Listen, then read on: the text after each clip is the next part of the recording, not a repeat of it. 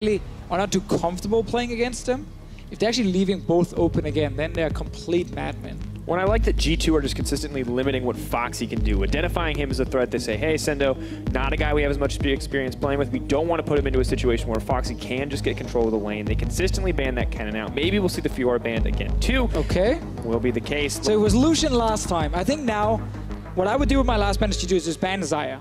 And say, yes, you might get Rakan then, but he's not as strong on his own. So I'll just get rid of Xayah, personally. And then it doesn't even matter if they take the Lee Sin, because you just get Elise. Like, you can just actually get rid of Rakan. So Xayah should be the first pick for ROCCAT. More worried about the reliable engage that Rakan does bring to the table. And now we have to wonder what ROCCAT are going to pick up here. Ah, Zhao, of course. Yeah, okay, that makes sense. But while we're focusing on what could be the first rotation, we should also talk about the options available to ROCCAT. Xayah, the obvious first pick, but let's set our sights on the mid lane here, because Betsy is a guy who we've seen success on a decent number of champions, but that champion's name is not Lucian. Yeah, unique champions like Zven, even Vladimir, who was the only one playing it in Europe at that point. Even the Nasus mid actually had a fine performance, funny enough, against G2. Those have kind of been the picks where Betsy's found success, not on Lucian specifically. We want to see more games from him before we can fully judge it, but last game wasn't great. Good pickup here for Sendo. He was fantastic on the Galio. Why not just take basically the same picks? Like, yes, Lee Sin is open, but the Kha'Zix worked really well for Loulex, trying to invade the enemy jungle here. And we know Blanc can still just take Orianna.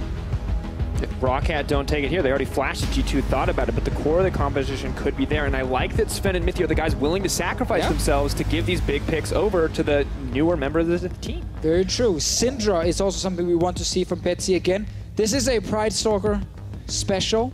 The Graves, yep. Okay, yeah. Also a champion he's played quite a lot of, but of course Rengar is the thing he got kind of famous for in solo queue, the one-trick Rengar player. There's a Nasus hover, as we've seen before. Just give me Syndra if you are ROCCAT and you want to play it super safe. Nope. They want to give you Lulu for now. They can still pick Syndra later, don't worry. Very true. G2, of course, no bans in the second ban phase. Which is why been penalized.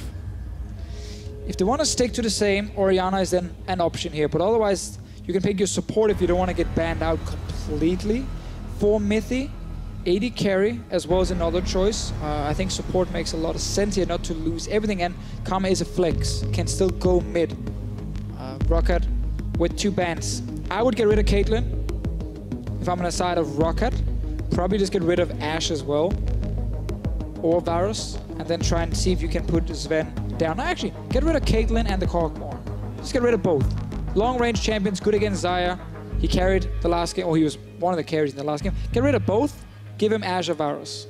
That's my plan if I'm ROCCAT. Definitely an option here. Plus the champions like Ashe, the champions like Varus, with the Feather Storm. Xayah does have the option to dodge a lot of those in-gauge abilities, but can't just dodge the consistent damage output that a pick like Kog'Maw now banned away. So far. Caitlyn should be the other one. Trying to secure ROCCAT a good bottom lane here. Orianna obviously is the pick we're looking at for Blanc in the mid lane, just like last game. But I think that's okay for ROCCAT to give over and just pick Syndra against it. I actually think ROCCAT will then have a very strong comp. We even see them go with the Graves, a champion that can survive early invades against him. Oftentimes, if you want to fight him in the jungle, he shoots you in the face with a Q that bounces on a wall, and then you just lose the trade. So Caitlyn ban now, unless they are afraid of anything else. I think that makes sense. Zven, what is he going to opt here for the AD carry? He can last pick it if he wants to see how this composition will go up. But if he does that here, he will reveal where the Karma is going to go. Is it going to be the mid lane? Is it going to be the support? Yeah, that's the thing. Do you want your Orianna? You take it now then. If you just want to pick AD carry and save last pick for Blanc or Mithy, that is also a very viable choice. And they do go with the Twitch. So, what do we get? Give me Syndra. Simple. Thank you. Deficio. This is like the ask and you shall receive game. You called both bans. Now you call this. They're pretty obvious bans. Don't want to get any credit for those. The Phaxi Taxi Gnar. Is it happening? He's the only guy who could actually play Gnar right now. Into the Galio too. Can bully out early. Yeah, he's gonna pick it. So this right here feels like a ROCCAT special. Pridestalker Graves, a pick he is comfortable with. Wadid on an aggressive early laner like the Lulu, paired now with the Xayah. These guys are set up potentially to dominate here. And once again on the side of G2, feels like it could just be all about Zven. Ooh, that is showing some confidence in their new mid laner for this game. giving him the Fizz counter pick against Syndra. It is not that easy of a matchup to play, but Blanc here, after going 9-1 on Orianna, feeling comfortable. Tense spot to be in. Of course, a lot comes down to that playful trickster. Can you use it to dodge the unleashed power? Betsy, we'll see how he does. He's been struggling this series. There can be no doubt there, but maybe this is the game where he puts up some numbers and starts to carry this ROCCAT lineup. Either way, it's set to be pretty explosive. G2, a lot of engaged potential with that Fizz, with that Kha'Zix and the Galio, and a lot of damage from Zven to back it up. But on the opposite side, we've got the Xayah. We saw her be so powerful in game 1. But will she do the same when not paired by the Rakan? I mean, that is the champion I would have liked to see banned by G2 and then leave the Rakan open. Xayah is often the one that actually enables Rakan to be picked, so you have them together here in the current meta. But still, G2 felt like they had no experience against Rakan, and it was a strong pick for Wadid in the first game, so we can definitely understand why they went this route here. Overall, a great comp from G2 with, you know, once again the Galio top and a counter pick mid for Blanc here. However, I think ROCCAT are very happy because they're getting comfort picks in every single lane now. When you look at the carries, they'll be happy with the bot lane matchup, be very happy as well getting Syndra for Betsy. Comfort pick coming in. Help them win in game 1, but pressure is now on the side of ROCCAT, whereas G2 would be happy to pick up a win here. ROCCAT absolutely need to get it against the top European team.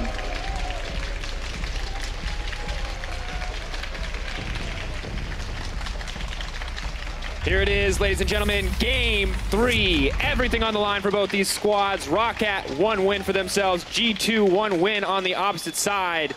And you got to think for ROCCAT, taking down a top team, great way to start. And it doesn't get any easier to beat G2 if you can't do it today. Of course, 3 substitutes coming in. Game 1, they really struggled to make an impact, but Sendo proved himself on this Galio. Loulex proved himself on the Kha'Zix. Blanc showed us an amazing Orianna game in game 2, and now in game 3, more pressure put onto him with this Fizz. Yeah, I love the shift. You know, first game he gets his karma, so he can just be a supportive. Then next game they kind of trusted him a bit more to carry, and then third game they trust him a lot. And Group A, you see right here, in case you have missed the groups: G2, Fnatic, Misfits Gaming, ROCCAT, and NIP. NIP, of course, the new team joining here the LCS with the Mysterious Monkeys, and it's a pretty tough group. Like when you have Fnatic and G2 already in the group, you know it's tough to go for the number 1 and 2 spots. But even the third one with Misfits Gaming, everyone's kind of looking at them to grab it. But both NIP and ROCCAT can definitely challenge for that third spot, but it would really help ROCCAT then to actually pick up a win here against such a weak G2 lineup with 3 subs, because they're not going to have an easy time next time they play G2 with the full lineup. And if we're honest, right now, coming into this season, it's hard to imagine any team beating a full 5 G2. Now, of course, teams can get better. G2 could be, you know, people could find weaknesses of G2, but if anyone has a shot right now, it is ROCCAT. Definitely true. And Fnatic next week playing G2, where it is a full roster, but very limited practice from G2 eSports. I can definitely see Fnatic go in there and really challenge and probably even win this series. But that is next week. For now, it is ROCCAT versus G2.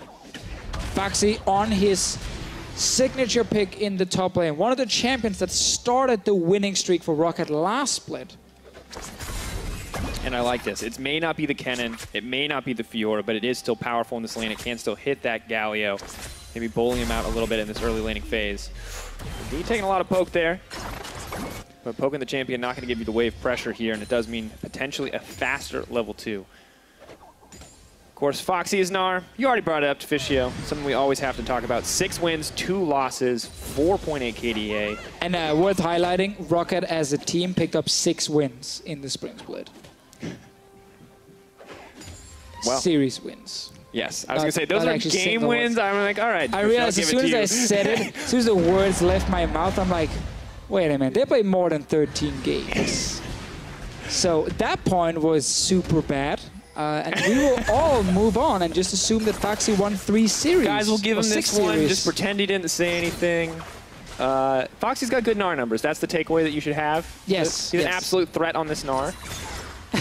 And Hjarnan a little bit more comfortable to be aggressive in this lane because he's no longer playing against that Caitlyn, who was able to so easily mitigate a lot of what Xayah wanted to do. Yeah, also has Lulu next to him, a stronger laner for him to back him up and support him with these early trades. Fun fact, Twitch's poison doesn't actually do damage to Xayah. until it has 3 stacks. Otherwise, the Doran shield regeneration cancels out that damage perfectly. Add in a little shield as well from Wadid, and then you are pretty happy if you are Hjarnan. Once again, Zven breaking his promise on Twitter, going for Doran's shield. He is, after all, a meta slave, just like the rest of us. You're really adamant about calling him out about that. I mean, I saw LOL eSports tweeted it, I saw QuickShot was tweeting it. When you make those big statements... Like, I'm not going to use Doran's shield? Yeah, you can't go in your first series and pick a champion where you build Doran's shield and do it twice. It's almost like it's really good, especially on these scaling AD carries.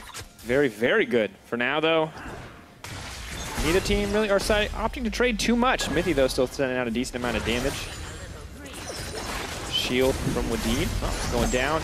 Root does come in. I'm still thinking about that Gnar point.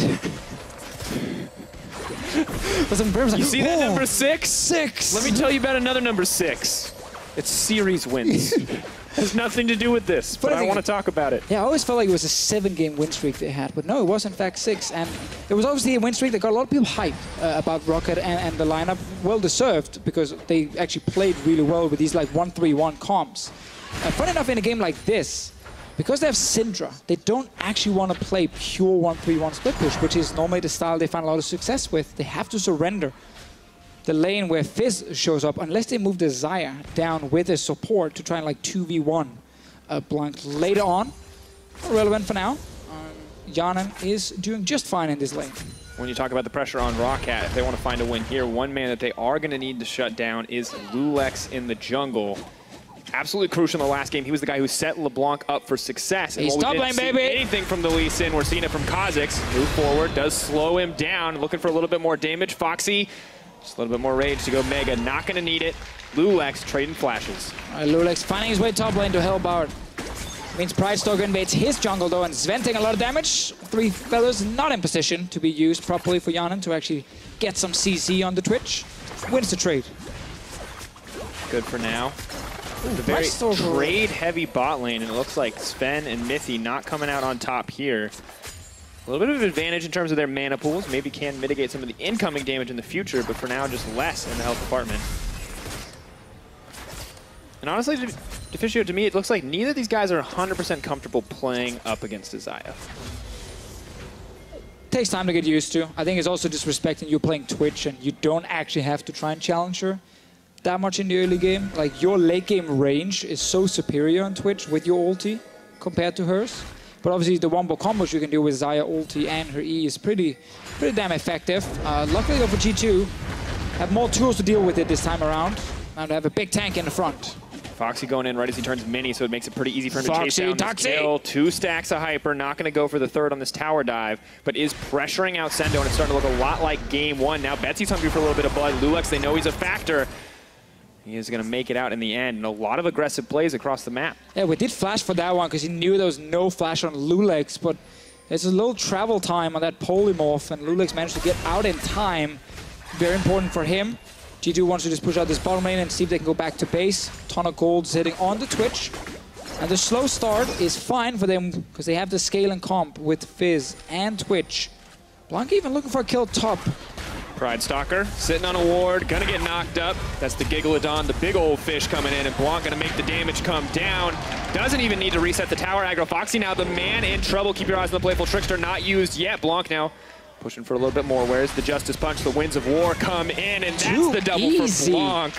So easy. Fizz leaves the mid lane while ROCCAT is sitting behind G2's tier 1 tower. Seemed like nothing was communicated with Blanc leaving early on, and Pridestalker and Phaxi just got surprised, caught with their pants down, and then a massive fish absolutely destroyed him. Mithy, stun goes in, unleash power, the exhaust mitigates the damage. That's nothing in the hands of ROCCAT. Sucks for Betsy. Thought he had a free kill right there. Zven alone in the bottom lane though. Hjarnan not level 6, but he's going forward to go backwards. Deadly Plumage comes out, no double daggers, just waiting. Zven sitting in XP range. Wants to keep the lane going, but we'll take another look at that top lane. So Fizz has been missing for at least 5 seconds at this point, but it seems like ROCCAT thought he was back in base, potentially. And this... No way out. And a great knock-up as well from Sendo here. And while we can criticize ROCCAT for not respecting the Fizz roams, we also have to just praise Blanc. This guy came in. We had low expectations. He's never played with this team before. He has no experience with the G2 lineup, and he just goes off in Game 2. And now he's doing it again here in Game 3. They believe in him. Such a great way to show, again, your individual skill. Yeah, if you guys weren't excited for PSG, Blanc pretty much just gave you a reason. This guy is crushing Betsy, roaming across the map. I mean, funny thing is, we actually don't need to hype the Challenger Series more here in Europe because we have so many teams that are pretty damn exciting to watch. Schalke, PSG, and so on. Former LCS teams down there as well. Blanc, obviously, in the last game, popped off completely on Orianna, got early kills. Then 32.2 damage share.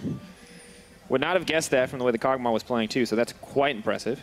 Did absolutely everything in that game. I think he missed one shockwave, and that was it. That was even like a zoning shockwave. Not as a meme, but in fact, actually just a zoning one. I thought he just missed one, but I'll trust your eyes over mine, Deficio. I saw the one in bot lane, but again, it was to stop ROCCAT from going forward. At least I'm going to give him that, you know, benefit. When you hit every other one, we're inclined to believe that the one that you miss is... On purpose. On purpose. On purpose. Now he's rushing towards Protobelt on the 2-0 Fizz. It is not fun to play Syndra once Fizz has ulti available. It gets less fun when Fizz gets early kills. He ults. He ults, you. Yeah. And then you're what do you do? Do you stun him? No, because he's going to play full Trickster. Do you stun him in the middle of the Urchin Strike? No. You dodge the ult and you're fine. All right, Betsy showing how to play the matchup, and Blanc missing that ulti. We'll wait for next one to be ready. You saw Loulex was around mid, because that's the thing. When you get hit by the ulti, it's never just Fizz. It's always this dumb jungler next to him, or a TP happening, and it's like support is roaming, Twitch is roaming. And, see a little engage here as Phaxi continues to trade. Gnar's going to come out again. Phaxi continues to get aggressive. Looks like he's going to build a Blade of the Rune King for this top lane matchup. And you talked about 1-3-1, talked about split push potentially coming out. Looks like ROCCAT have some split pushing plans of their own. I mean, so one of the main ways for them to win is having Phaxi really take over a side lane. They know Fizz will take over the other side lane in favor of G2. And I even saw like Jace top lane build Blade the Rune King in the LCK against the Sejuani. So against tanks here, it is actually very, very effective as a first item to try and just win the split push, but it makes you extremely weak in team fights. And that is a key thing to highlight. It's very squishy. Moving forward, Loulex on the way in. Gnar, will it be available? Rage continues to grow. He flashes forward, gets him down. Loulex grabbing a kill onto Phaxi. A little too eager to make an impact on that top side. Well, 2 games in a row now where G2's top side, where they have the 3 subs, have actually been outplaying ROCCAT's top side. Blanc's roam from earlier, now Loulex with another gank on Phaxi top lane. There's almost no vision other than one ward being placed from ROCCAT up there. So G2 are actually playing maybe an unexpected style where they're not playing around Zven and Mithy. They're just playing around the 3 subs, and the 3 subs are actually doing really well. 2 games in a row. And it's a good look for the team overall, and it's interesting to see how this has worked out for them overall. And right now, it's the right call for G2. Maybe it's just so obvious to the enemy team that they should be playing around bot lane, that they should try to shut down Zven and Mithy, that G2 are more than happy to give it up. And surprising, we can say, to put so much faith in substitute players. Well, I think they've earned it now after that last game. Fed Fizz and Loulex once again with very good early moves. In this matchup, 2-0 Fizz with the Proto Belt now completed. This feels nigh impossible for Betsy. He's going to have to outplay if he wants to survive here. Leaps forward. Pridestalker is there. Moving in a little bit more. Blanc taking a lot of damage here. Does have the Storm Raider search for Pridestalker, but has to reload. Not going to be able to finish that one. I like that little play from both Pridestalker and Betsy. Betsy kind of baiting, okay, hey, look, Blanc, you can actually all-in me. Pridestalker hiding around the corner for the counter gank. One of the ways you can deal with the Fizz. Sadly for them, Blanc actually just walked out of it. Didn't even have to use Flash. Interesting, too, as we see this. We talked a lot about Pridestalker on this Elise really needing to be an early game factor for ROCCAT. Now, it did not work in Game 1. It did not work in Game 2, and ROCCAT have now adapted. They said, hey, we're not going to put you on an early game champion. We're going to put you on someone who farms. And now, he's more than happy to just counter gank. Pridestalker can safely farm up, can get to the late game. And while Graves' end of the line base has gotten nerfed, the scaling did get buffed, so he's going to do a ton of damage. Yeah, sadly lost like, a lot of the fun combos you can do as well on him, which definitely does affect him in many ways. Loulex realizing Ocean Drake does hurt a little bit too much. Zven is hiding, but he's alone, bot lane. Hjarnan might realize that very quickly. There's a lot of feathers down. More damage. Using the double daggers, though, just to push the wave. Not interested in trying to all-in. Maybe does not have the mana pool here to keep that fight going. Zven, decently far behind, but has a bunch of gold in the bank. Will be able to buy when he finally gets the opportunity to go back. 2.3K at the moment. Should be able to complete the Blade of the Rune King to match Hjarnan's newly completed Blade as well. Come on, let's see some kills around mid lane. Fizz, you got rank to ulti soon. Halfway there. Betsy needs to take the fight against him. I want to see the junglers join. I want to see the top laners join. We want to see a game like the last one, where we have a ton of fights early on here. Not because it's the right choice, because it's what we want to see. It's an entertaining choice. I'm not looking for a macro game when I'm watching a team with 3 subs. I'm looking for fights. You may just get it, Deficio. Blanc has the Shark available. Can just throw it in. Is going to throw it forward. Betsy, no real path to get out. Not going to get hit by it. Barrier up. Throws back some good damage. That's a nice play coming from Betsy, but he gives up both sums in exchange. I think it's the correct way he played it, though. Like, forward step to dodge the ulti there from Fizz. It won't get picked up once it's already on the ground. And then use Flash Barrier to get up. But now you can just return gank. This is what we wanted to see from G2 to force the summoners from Betsy. Go back once that ulti is ready in just like 40 seconds or something from the Fizz. And it's a free kill. Hjarnan, though, now in trouble. Not going to matter too much. Neither side has enough damage to all in the other. Too much shielding on the bottom side. But it's good that you pointed that out, Deficio, because Fizz, so much cooldown reduction itemized early, can just continue to spam with those ults and those abilities. Rank to really 2 now. Pressure Betsy. Yeah, so his ulti, like, is 60 seconds cooldown with the CDR, with rank 2. Every single minute, they can force a play and a kill mid. Oh, Hjarnan in trouble. Out comes the spray and pray. Shield. Torrents. Came in just in time. Oh, that was close. I know he has heal and everything, but that was a close one. So, you got your ulti soon. They call in even Sendo. At this point, you just need Loulex, that's all. Actually, you could probably even just kill Syndra alone. No flash, no barrier. I'm looking for a play bot lane, though. Taking advantage. Zven may not have been able to get a kill on that all-in, but now is able to get a ton of free tower damage down, which could help the team, and has set Loulex up to take this Ocean Drake. Yeah, and with the push bot lane, with the pressure mid due to Fizz and his kill pressure, well, river is open. That means Drake is basically going over to G2 for free now, and this is good use of just knowing, okay, we will win any 1v1, 2v2 right now, so the enemy team needs to just play passive, and we therefore get the free objective. You can even switch top now and look for Rift Herald if you want to be very aggressive in the river. Zven taking a bit of tower damage there. Hjarnan's starting to lose out on these trades pretty hard. Not maybe where he wanted to be. And definitely not going to win a scaling war against a champion with range like Twitch. Yeah, and we have to remember there is no Rakan with him to actually force the engages. Lulu can't force an engage. She sits back and shields her AD carry. But her AD carry gets out-traded and outranged by a Twitch ulti. So Hjarnan can't actually like kill Zven at the moment with his defensive support. ROCCAT under pressure in mid and bot lane, and there doesn't seem to be a way out right now because they don't have any ways to like set up a gank properly with the Graves. They can't force a fight properly with the 2v2, and they have no summoners mid with Syndra. Very tough spot to be in, where all you're basically calling as a team is trying to stall it, stall it, stall it. We need summoners back, and then we need Phaxi to maybe make a play with us. Blanc now roaming down. Maybe this is the catalyst that could start the play in favor of G2, but ROCCAT are ready.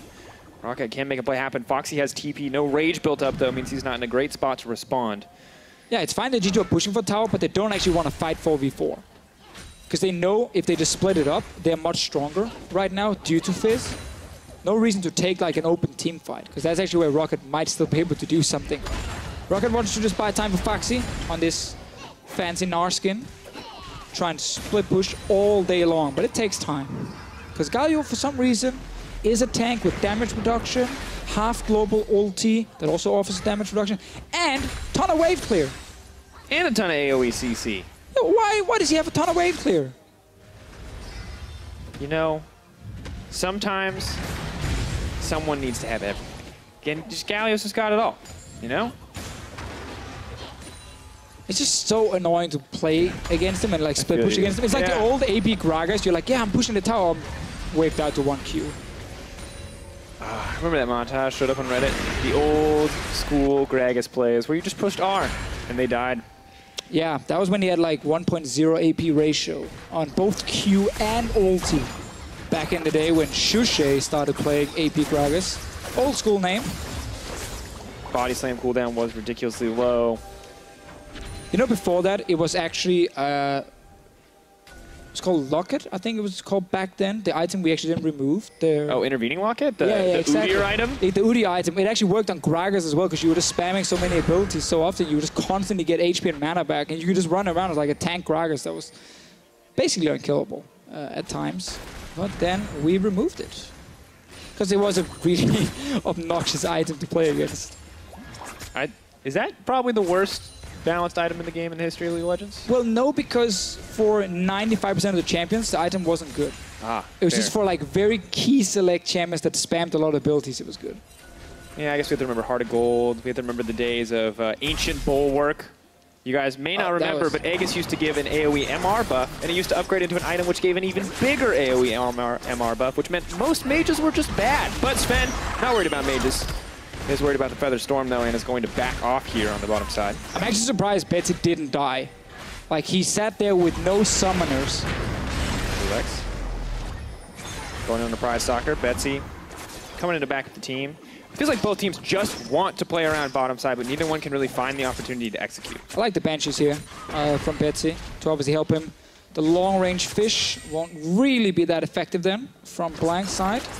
Easy enough to pop it though, like in a teamfight later, but at least now it helps Betsy just wave clear, step away. Whereas in game one, we kind of wanted more damage from Betsy. Now I feel like the Banshee is the right choice just because of how much kill pressure the Fizz has. And his team has a ton of damage already with Graves and Xayah, and even Gnar. Like, you got to respect the Gnar damage. I mean, essentially 4 damage threats on the side of ROCCAT. No real tank, though, we can safely say. You're Gnar. on a ward. They're going to find out in about 20 seconds. The most ward bot lane brush was, funny enough, warded when you sat there. It's fine though, they actually just want to pressure them off for tower. So they didn't care about a ward being placed. End of the line used. Oh, Hjarnan! Definitely end of the line for Hjarnan though. Out comes the fish, down he goes, and Blanc now on a killing spree. We wanted to see it in the mid lane, but we're going to get it on the bottom side. Is it a fish with a rabbit costume on, or is it a rabbit? It's a fish with a rabbit costume on. Are you sure? Who throws a carrot. Well, Blanc, turn around, buddy. No, I mean more his ulti. Oh, I think it's just a giant, scary rabbit. I'm pretty sure it is. Giant, scary rabbit. But everything else is a fish.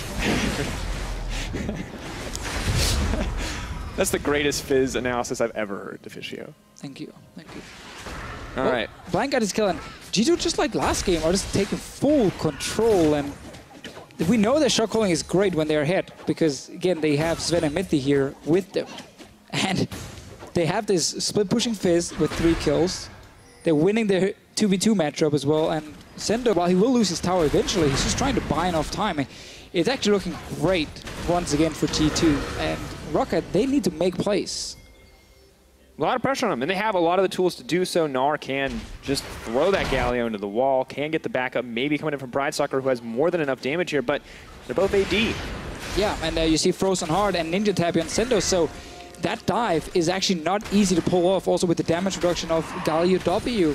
At this point here, you're kind of relying on Phaxi to be strong enough, fast enough, but that's one of the problems with Gnar. He is fairly slow at really hitting a massive split pushing power spike. Now with 2 items completed, he can definitely start doing more damage to Syndra, but you actually have nowhere else on the map where you're winning as ROCCAT. So you have nowhere else where you're actually making plays, and I believe that's the replay. That is a giant rabbit. Ah, got it. Unless there's a fish underneath it, we don't know. Pushing the rabbit up. Could be a teamwork effort. Well, solo effort coming in for Zven. We've seen this play before. Both times not going to work out. Just ult traded for ult here. And it's so awkward when we look at the top lane matchup, because if you're Phaxi, you just want to stay mini Gnar 100% of the time when you're fighting the Galio. Because when you turn Mega, that burst damage just... Galio doesn't care. You throw that guy into the wall, he just hits you back. He's fine to battle without melee. So you're just in this awkward spot where you can't really get the tower. Oh, super awkward moment. I asked Youngbuck if that was a new suit. He was like, no, it's actually super old and I've been wearing it so often. I'm like, oh. Dang, that's so awkward, Deficio. You're right. How did you recover from that? I just kind of walked away and I was like, I don't want to talk to you. That's a classic way to deal with an embarrassing situation. I don't want to have this conversation. You know, I was wrong. See ya. Wow. And now Youngbuck, that's good to know. We don't speak anymore. We don't talk, I guess. Like you used to. Well, Loulex gonna grab another dragon. And Phaxi finally gonna break that top tier tower. So Dragon traded for tower in the end. Once again, no Rift Herald this game because it's 23 minutes. Baron on the table, the only objective available for the teams. And neither side has opted to group yet at all. It's the 23-minute laning phase. And finally, we're North America now, baby. Now if we could just A-ram down the mid. Well, we won't because the Phaxi Taxi, he's in one lane. And the Blanc Taxi is in the other lane with the Fizz. But I guess we will get some fights in mid. Loulex, he's sniffing in the enemy jungle. Smelling Pridestalker on the way out. Oh, Phantom. Ooh, not going to connect on the Void Spikes. Isolation would have guaranteed the slow there. Pridestalker could have been in trouble, but Loulex just waiting in the bush. Those ones are going to hit. I still hate these teams for playing the slowest games possible when it's with subs. We'll see. You can choose between the carrot and the stick here, Deficio, or you can be like Blanc and pick a carrot on a stick and a hard carry for the mid lane. Well, that's what he's doing. A few claps for G2 getting another turret down. Phaxi's moved himself to another lane where he knows, okay, now it's my time to kill another tower. Yes, these 2 items he needed, we talked about. He needs 2 items before he really takes over, and it's slow and steady for these guys. Tortoise in the hair, as the Fizz skin just appears to be more and more relevant. Phaxi mini near, just going to continue to harass. We'll rinse and repeat the same pattern. This will eventually even out the gold if he can just keep sieging these towers. And Baron now potentially on the table, the next objective that both these teams have to consider, and it could be the major breaking point in this game. But for now, it's just more laning phase. No, he's hitting a tower. Oh, that's good. Betsy's touching the enemy turret. Cannon wave is there. Now he's getting punished for it. First time the poor guy stepped forward. Then coming to the side, there's a lot of members there, dishing out as much damage as he possibly can. Damage reduction from the Galio, going to keep him alive for now. Blanc going to leap onto Betsy, goes golden. A little bit more damage. Got an extra assassin in the back pocket, so Loulex going to pick that one up. You got a bit of your ARAM mid right there. Betsy finally felt like he could actually step forward, and then G2 engages. But Phaxi, he's pushing the bot lane. There's a massive wave as well. He's probably going to get a lot of damage. The next one, G2 needs to go down and defend here. Phaxi's going to be so annoying this game, just trying to push. And Hjarnan hoping to buy a little bit of time there with the Blade Caller, but not able to find the snare onto Loulex. Means he's going to walk away with his life. 5 kills up on the side of G2, but not a major difference in gold. The Infernal, the Ocean, may be a bigger factor than the difference in gold at 26 minutes when it's only 2K. Bloop. Have you ever considered a Deficio, like, voice pack? I once said on air that I would make one, and instantly there was like a Reddit thread that came up, and I was like, I feel really bad because I'm like, well, I'm not gonna make one because it would be really terrible. But suddenly people actually thought I would make one, and I kind of lied to everyone. Give me your best pentakill moment there, Deficio, from the Deficio voice pack. It was really bad. Really bad. That's part of the appeal. Well, we look at the fight again. I mean, this is the difficulty. No place for the Syndra to go. Double assassin on the enemy team, and no tank front line because Fox is pushing on the bottom side. Let's try again, though. Betsy with the Banshee is his only saving grace. That Banshee's gone. Well, a lot of damage. Mithy can back him up. Blanc just gets the kill. I'm telling you guys, playing Syndra in a game like this is just the worst feeling ever. Because everything will just try and kill you from super long range. And you have that little Banshees to help you. Oh, Blanc going in, Zven on the side. Has used the rat-a-tat-tat. Smoke swing's going to mean he doesn't have the line of sight to fire the shots necessary, but it does mean the tower's going to drop. Collateral damage comes in. Phaxi's ready with the rage, but he's going to go mega way before the fight's going to start. Hjarnan hungry.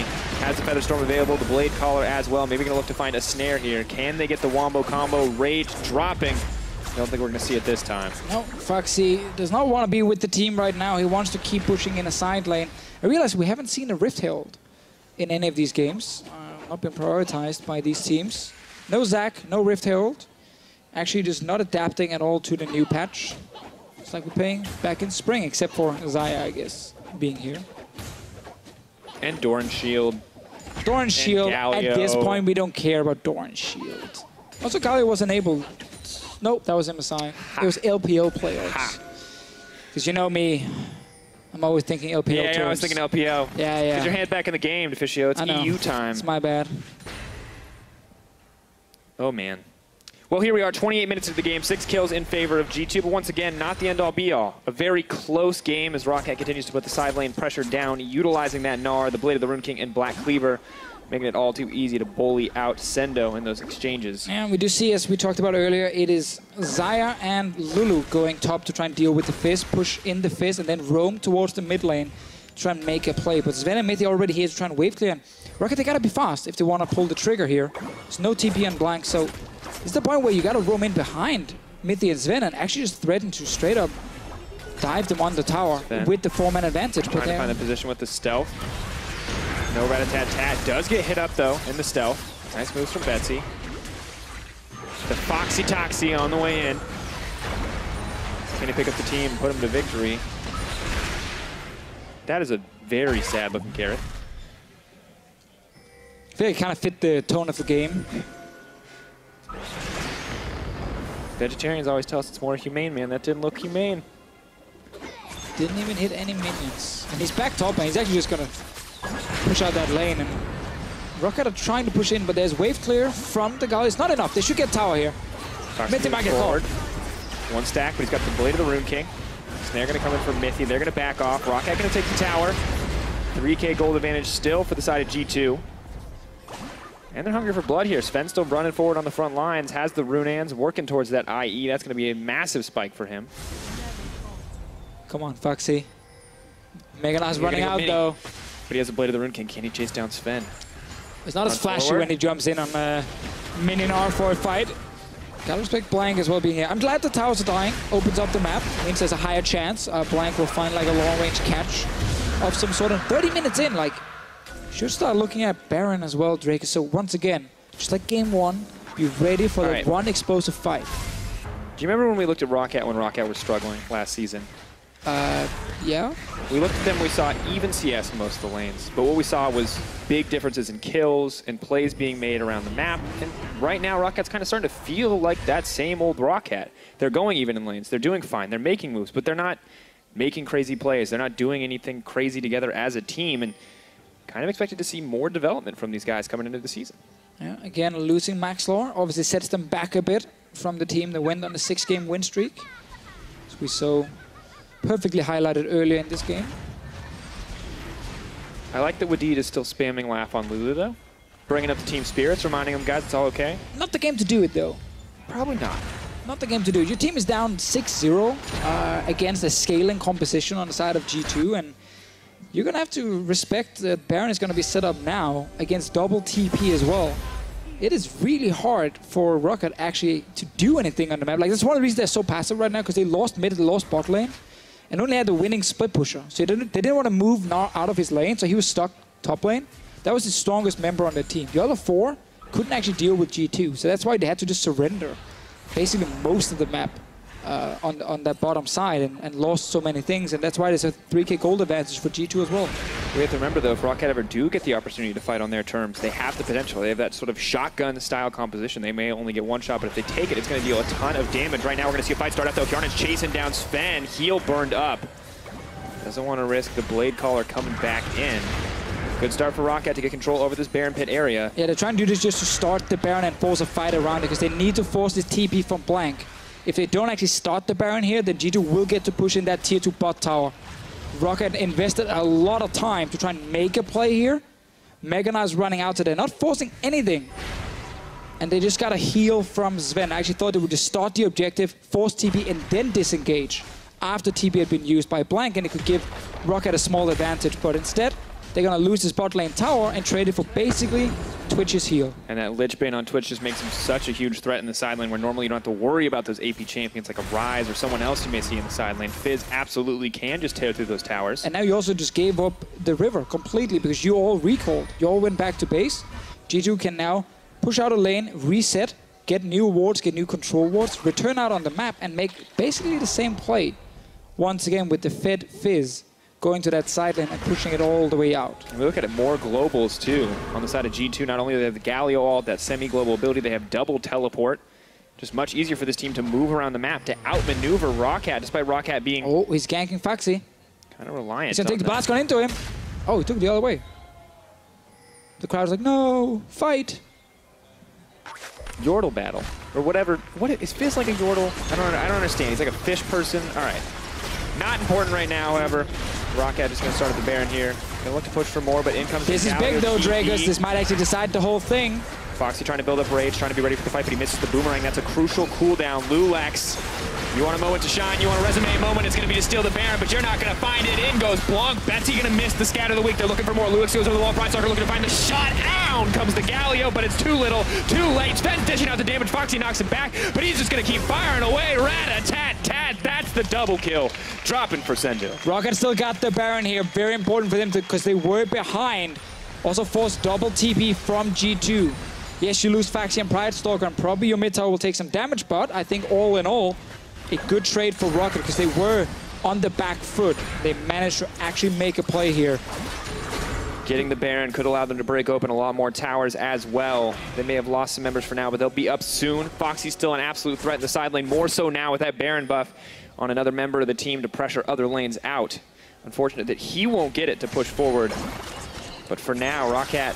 He still gets to build up a wave where the rest of his team can join him at the tower. So this is the rush in. Obviously, yes, it ends up being like that 50-50 Baron play, but if you are behind already, sometimes that is a fine play to try and go for it. Say, if we get the Baron, we have a way back into this game. Loulex goes down after, but obviously with ROCCAT being so split up, there's actually no way for them to really take the fight. Blanc's ulti was used before this on just Phaxi. Really big opportunity missed for him to try and get it onto an actual squishy member. But this is now ROCCAT getting an objective to try and get back into the game. They're still behind. And we have to look at that last fight and praise Zven. Excellent positioning coming in to punish ROCCAT for getting over-aggressive on the chase to Loulex. ROCCAT maybe had backed off there, not been quite so hungry to turn a small advantage into a much bigger one. It could have gone differently, but Zven ready and in position to punish that choice. Let's see Blanc here from the side. No flash on Hjarnan. If he hits the fish onto him, it is almost a guaranteed. Actually, no, Hjarnan has his ulti. He's going to be okay. It's more someone like Betsy we're looking at. It's on Pridestalker. It's a small one. Loulex. Stealth may help. Blanc leaping forward, leaping out. Featherstorm goes in, pulled back, so the snare is going to connect onto Loulex, but he's still going to live. Mithy keeping his team healthy. Quick shields, but now Zven ready to get into position. Phaxi on the side. Where's it going to go? Not going to be enough. Zven gets the damage reduction from the Galio. The ult is interrupted, but he scouts the reduction to keep himself healthy. He's running forward for more. Mithy flashes over the wall to speed him up. Keep your eyes on this Twitch. Does have to back off now. Phaxi all alone on the side. What was supposed to be a play is the end for ROCCAT's teamfighting hopes. Yeah, it was G2 who started the fight, but then Phaxi came in a bit later. Hjarnan, he's all alone. Bye-bye, Hjarnan. Down he goes. Blanc now unstoppable. Elder Dragon in the sights of G2. All too easy for them to pick it up. And with 3 dragons backing them up, that's going to be 4 stacks. 180 bonus true damage. Yep. It's another game where we actually see better team play from G2 with the 3 subs here. Good start to the fight. And then as soon as they actually realize, okay, we're not getting anything on the first engage, they respect the Gnar, waits for him to actually use his Mega Gnar, jump in, they realize he's not a threat, and then Zven opens up on Betsy and kills him. They're going for more. Pushing for a little bit more now, going to break down this tower. The leadership of Mithy and the veteran members of G2 paying off dividends for this G2 squad as they continue to make the right calls. And we were worried about ROCCAT when we saw the new lineup.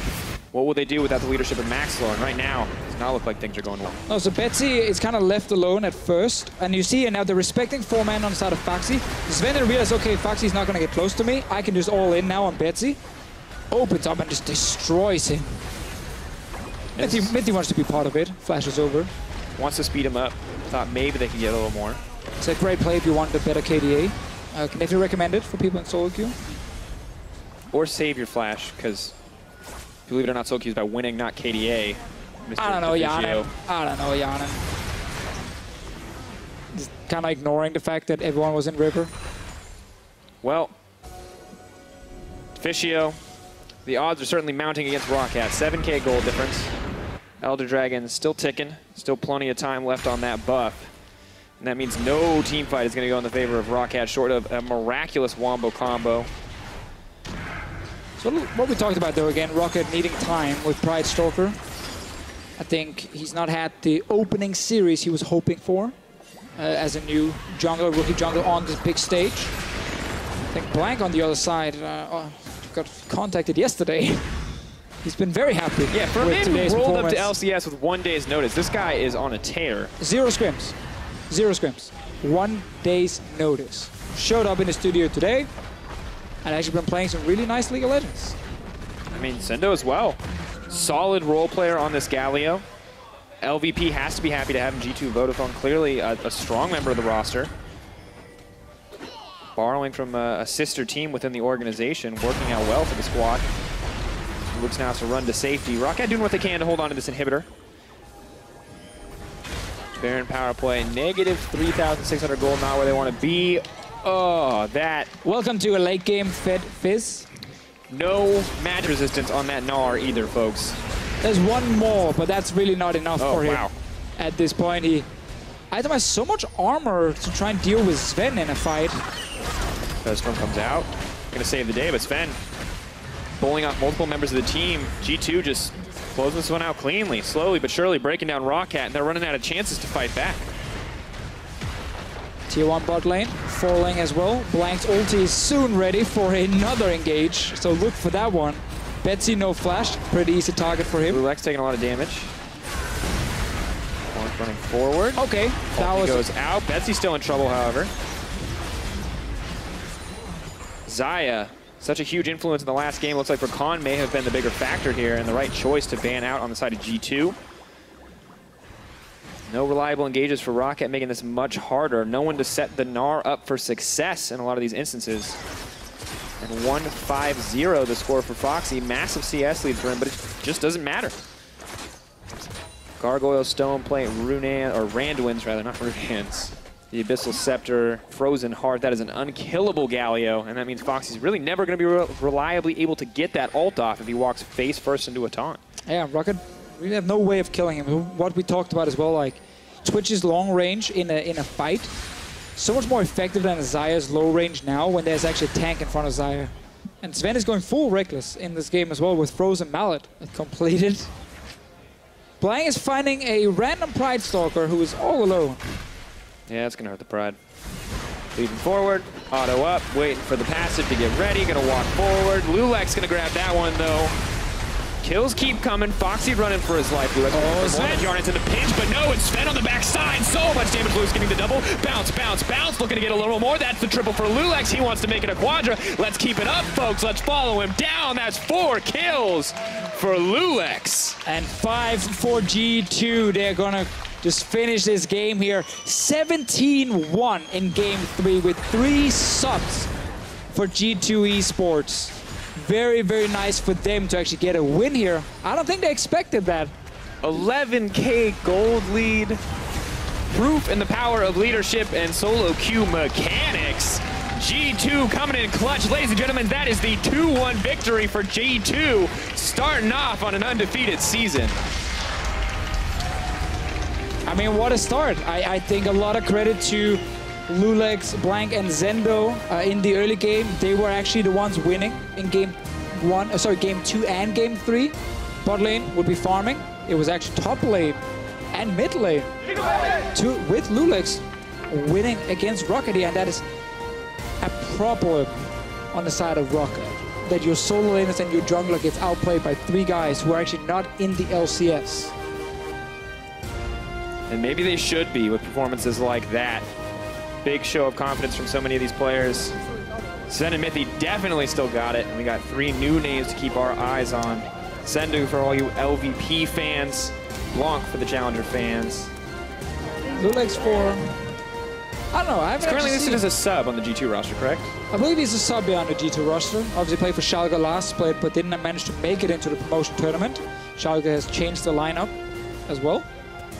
And if you are G2 eSports, I mean, you sat in kind of a nightmare scenario yesterday where basically half your team had gone missing. 2 guys on holiday, 1 guy sick all of a sudden.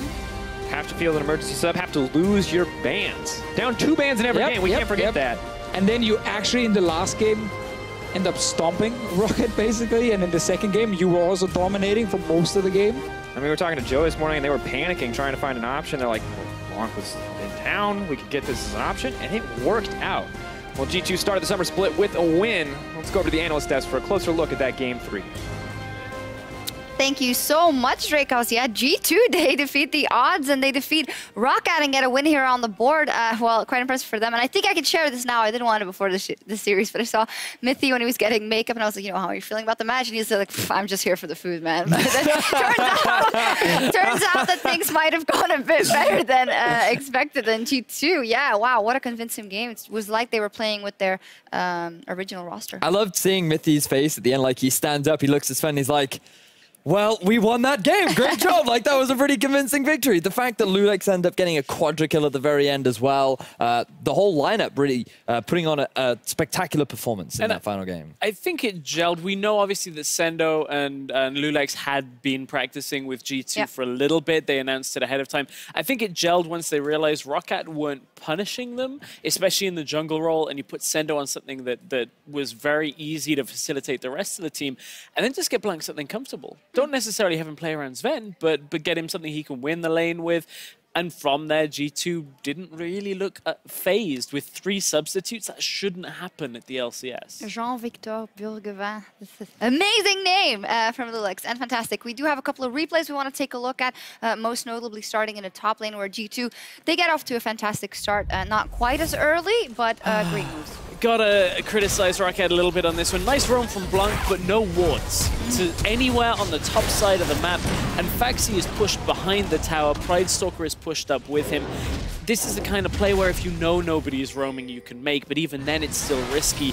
ROCCAT just not really doing their diligence. Blanc punishes very effectively with that roam. There's nothing once you're stepped behind the enemy tower that you can really do to escape. It surprises me because you would expect that if a Fizz is missing in the middle lane, especially around the level 6 mark, you would either expect him to have gone back to base or moving around the map, but regardless, he is not visible right now, and the duo in the top half of the map from ROCCAT should have been aware of this. They should have known that this kind of a play was coming, and instead, they weren't able to react in time. So this started the snowball, which resulted in Blanc pretty much tearing up that game.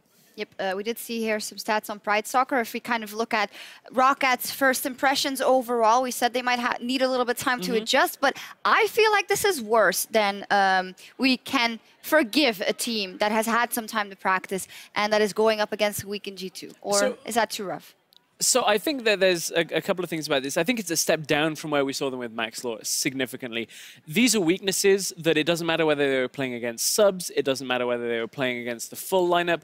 If ROCCAT aren't doing anything in the early game, not warding and playing over-aggressive, any team should punish this that can look at the minimap and say, okay, well, we know we can actually get the kill here. But yes, it is a little bit more damning that this isn't the full G2 roster, but I think ROCCAT have a lot to work on, clearly. I personally feel that the reason why we saw such a massive upswing for ROCCAT was a lot of the other teams in Group A were not having the best of performances, but also, like, there were meta changes, and there was a big confidence boost. Like, so many things were going in favor of ROCCAT, but now we're back at the start of the season when we're resetting and we're identifying some of the core weaknesses that ROCCAT still plagues, like communication, their ability to work together, their setup. A lot of it does not seem optimal, and a lot of it seems like desperation plays, random TPs, trying to force fights around the map that aren't really optimal, and it's just a lot of question marks for me as to how good is ROCCAT, especially when you're going to lose against a lineup which on paper still is pretty strong, but should have been underperforming. Yeah, we definitely want to see some improvement out of ROCCAT. I think that's fair to say, but we also want to sing the praises of Blanc in the mid lane there for G2, subbing in at the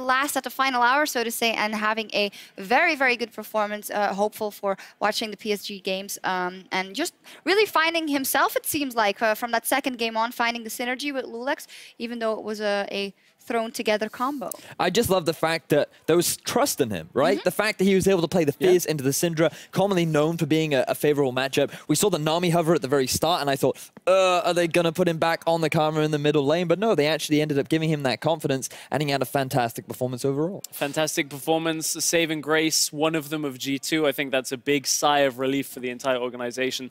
In theory, next week, back to business. Full G2 lineup for the rest of the split. So that's going to be an interesting one when the true Kings of Europe. Yeah, let's absolutely hope so. Of course, our best wishes to Perks, and hope he gets better very quickly and we can see him in his lane kingdom again. But now for more on G2's win, Kickshot is ready to kick it with their support. I am indeed ready to kick it with Mithy. Starting the split on maybe a little bit of a surprise win. I heard you say to Shocks in the makeup room that you're just here for the food today. How did the series go and why did you win? I must say the food is really good. Okay. But I think everyone just came in with no expectations, seeing how we can do. We had like 4 games of scrims and we played with another mid laner because, yeah. We just came in, did our thing, and it ended up working out. I think we adapted well. Our comp on game 1 was horrible, so yeah. Comp in game 1 is horrible. We'll have to see if that's your fault or Young Bucks' fault. We'll talk about that later. 2-1 in the series. Game 2, game 3, much better. Is G2 plus 3 subs that much better than ROCCAT? Or was ROCCAT just that bad today that it was so one-sided?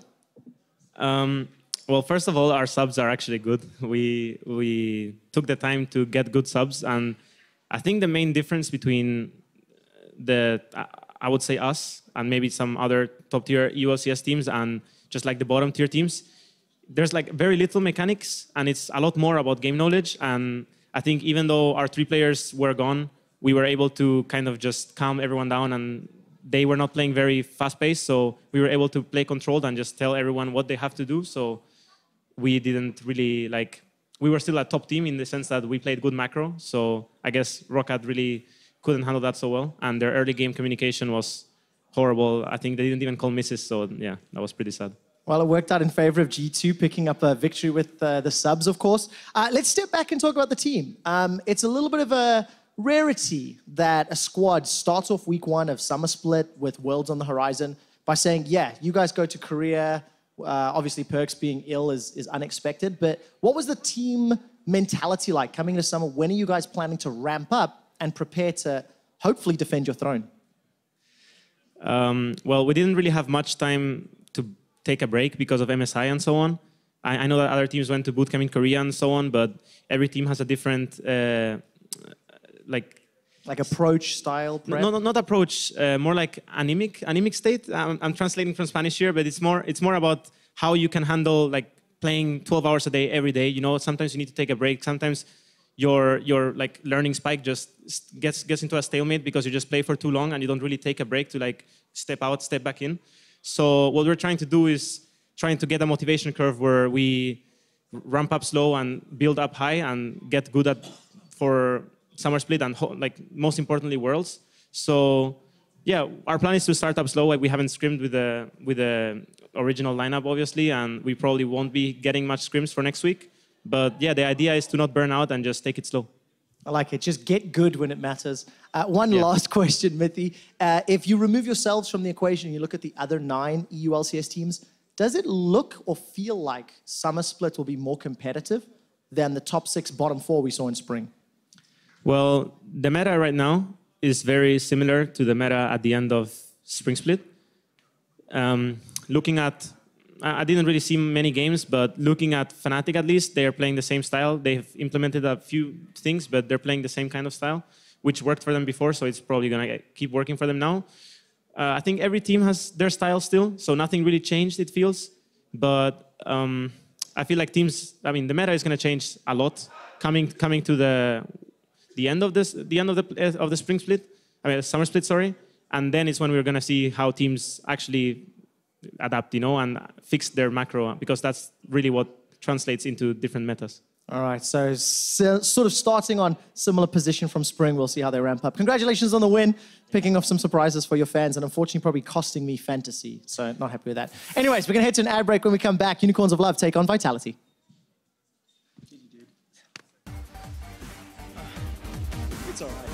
That's not used yet. Blanc now pushing for a little bit more. Where's the Justice Punch? The Winds of War come in, and that's the double for Blanc. You want a moment to shine, you want a resume moment, it's going to be to steal the Baron, but you're not going to find it. In goes Blanc. Betsy going to miss the scat of the week. They're looking for more. Loulex goes over the wall. Pridestalker looking to find the shot. Down comes the Galio, but it's too little, too late. Sven dishing out the damage. Phaxi knocks him back, but he's just going to keep firing away. Rat-a-tat-tat. That's the double kill. Blue's giving the double. Bounce, bounce, bounce. Looking to get a little more. That's the triple for Loulex. He wants to make it a quadra. Let's keep it up, folks. Let's follow him down. That's 4 kills. It's a defense squad. G2 coming in clutch, ladies and gentlemen. That is the 2-1 victory for G2, starting off on an undefeated season.